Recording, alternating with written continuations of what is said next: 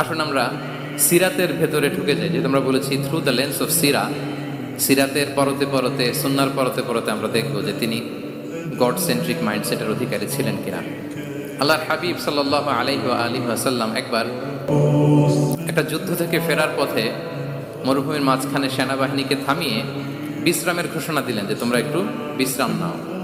তো উনি একটা গাছের নিচে বিশ্রামের জন্য গেলেন এবং সেখানে গাছের ডালে ওনার তলোয়ারটা ঝুলিয়ে রাখলেন, ঝুলিয়ে বিশ্রাম নিতে লাগলেন, ঘুমিয়ে পড়লেন। হঠাৎ এক বেদুইন এসে রাসূল সাল্লাল্লাহু আলাইহি ওয়াসাল্লামের কোষবদ্ধ তলোয়ারটা কোষমুক্ত করে এরকম হাতে নিল। রাসূল সাল্লাল্লাহু আলাইহি ওয়াসাল্লাম ঘুম থেকে জেগে উঠলেন।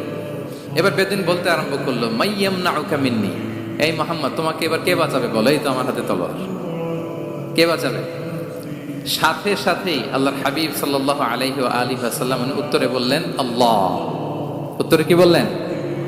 কোনো চিন্তা ভাবনা নাই যে ওরে আঘাত করা যায় কিনা পাল্টা, বা কোনোভাবে ওর কনফিডেন্স ডাউন করা যায় কিনা, এদিক সেদিক কারো সাপোর্ট চাওয়া যায় কিনা, কোনো দিকে না তাকিয়ে কি বললেন?